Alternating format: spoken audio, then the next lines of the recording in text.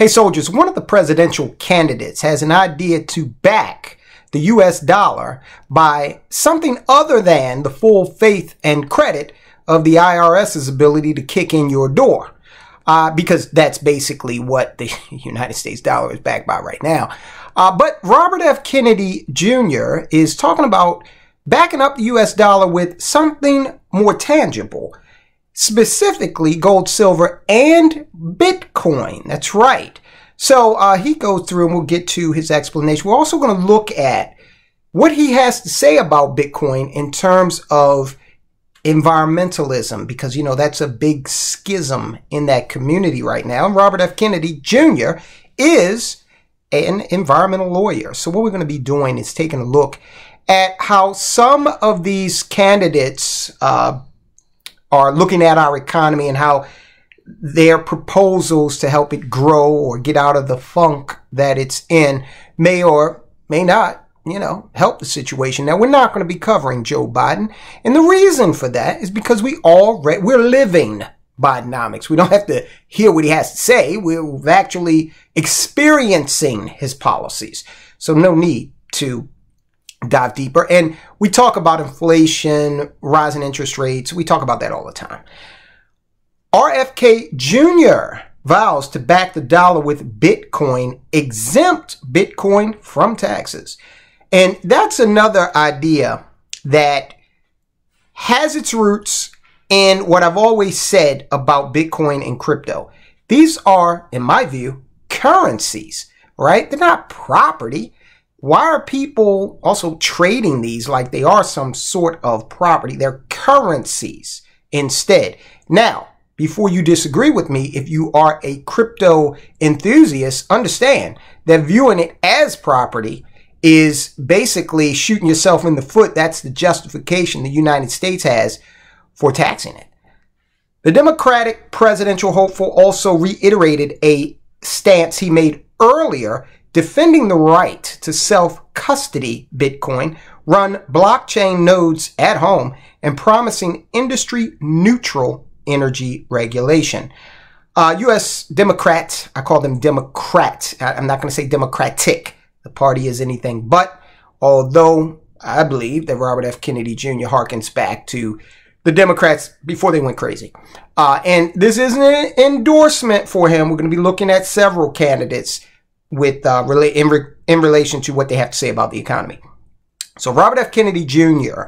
unveiled a plan to exempt Bitcoin from capital gains taxes when it is converted into US dollars, and to begin to back the greenback with real finite assets such as gold, silver, platinum, and Bitcoin. So do you pay taxes when you convert, let's say, dollars to yen or dollars to euros? Okay, so the thinking is, why should you pay taxes when you convert Bitcoin to dollars? Quote, backing dollars and U.S. debt obligations with hard assets could help restore strength back to the dollar, rein in inflation, and usher in a new era of American financial responsibility and stability, peace, and prosperity. Kennedy said he would start the process very, very small. Perhaps 1% of issued T-bills or treasury bills would be involved initially. They would be backed by hard currencies like gold, silver, platinum, or Bitcoin. Now, Bitcoin, of course, we know it's not a hard currency, but we get the gist, right? He's taken a look, and the commonality that all of those have is that they are finite. All right. So even though Bitcoin is not, tangible, it is finite. Speaking at a Heal the Divide PAC event Tuesday evening, this was back in July, mind you. He also echoed commitments he made at a conference in May, defending the right to self-custody Bitcoin, run blockchain nodes at home, and promising industry-neutral energy regulation. I'm all for this. And look, I don't hold Bitcoin, but I think that to the extent people want to look at alternative methods of exchange, okay, fine.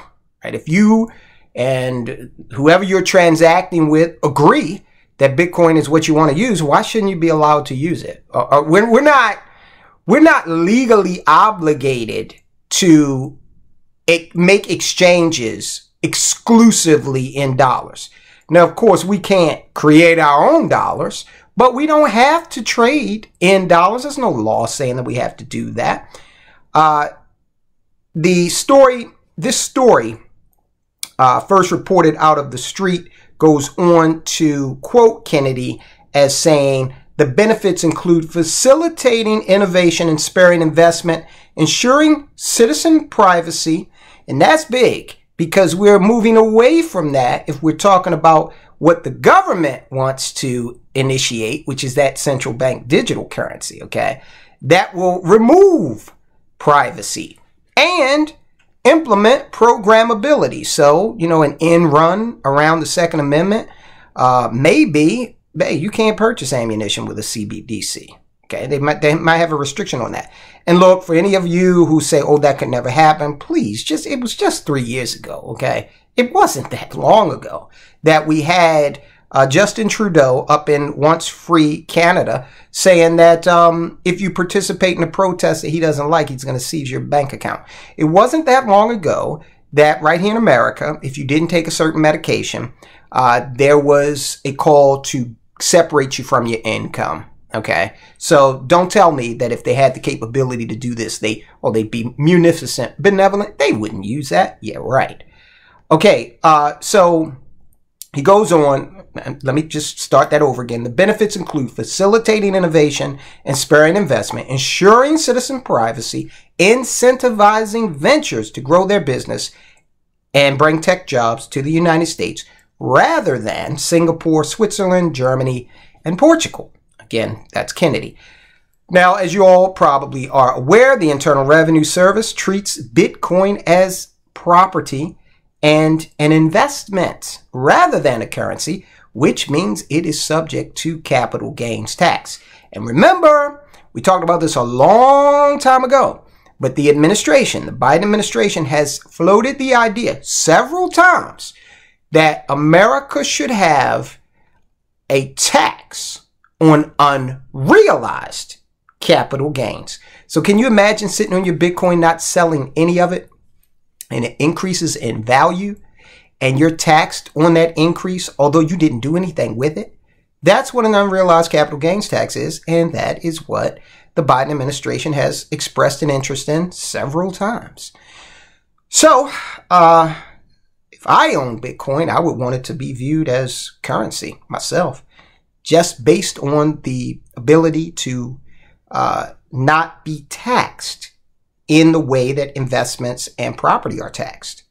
The Securities and Exchange Commission has also been cracking down on the industry, the crypto industry. We've talked about that. Crypto companies have been calling for more regulatory clarity for months and are looking to see if a ruling against the SEC in its lawsuit with Ripple will lead to a change in approach. It is a mistake for the U.S. government to hobble the industry and drive innovation elsewhere, according to RFK, Robert F. Kennedy Jr. He made that pronouncement in a Twitter post a month or so ago. Biden's proposed 30% tax on cryptocurrency mining is a bad idea, according to RFK, a 30% tax basically is an impediment to innovation. Taxes are impediments to actually doing things, okay? The more you're taxed, the less incentive you have to do something because your efforts are being sent to the government, right? This is why I try to limit my driving as much as possible because here in Maryland, the gas tax just went up again, right? So I want to take myself out of that to the extent that I can. Thank God that I own a company that is primarily you can work remotely from your home, but that's a unique situation. All right, how does RFK Jr. reconcile his history and his profession? He's an environmental lawyer, and he has been rabid at times with respect to environmentalism. How does he square that circle with the notion that Bitcoin is bad for the environment. Longtime environmentalist RFK Jr. is not so sure Bitcoin is boiling the oceans. Bitcoin may not be as bad for the environment as people think. This is according to RFK Jr. He made the suggestion in a Twitter post, quote, "At the very least, environmental arguments should not be used as a smokescreen to curtail freedom to transact." Now, this is not the totality of his feelings about the matter. Some environmentalists and policymakers have expressed concerns around Bitcoin's environmental impact due to the massive amounts of energy that are used to mine Bitcoin.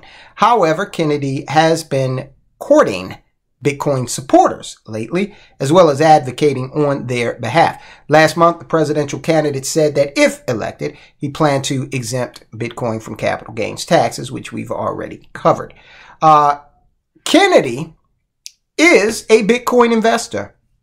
So he understands it, and I guess all those folk out there in Bitcoin land in specific, and crypto land in general, have a candidate, or Kennedy represents a candidate, that can at least talk that language and sees the value of putting some money in that direction.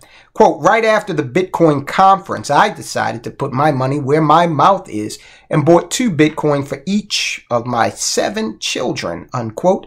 According to Kennedy, the presidential candidate is also known for trying to combine good business policies with ambitions to improve the environment, and once said at a conference in 2016 that, quote, "Good environmental policy is good for economic prosperity," unquote. I agree with that. But what's happening in the West is we are making these two issues opposing issues. You can't have fossil fuels, and you gotta at the expense of the economy. All right, and that's just not going to work. All right, so that is Robert F. Kennedy Jr.'s views on Bitcoin. We'll again look at some other candidates and how they feel about various aspects of the economy. Now, I want you to take a look at this video because this is going to be a hot topic in the debates coming up, and the candidates on the Democrat side are also going to want to talk about foreign policy, specifically what's going on with the BRICS. You don't know who the BRICS are? You know who the BRICS are. Anyway, they're having a meeting on the 22nd. But is everything good with the BRICS? Is there something rotten in Beijing? Check out the video, guys. I'll talk to you soon.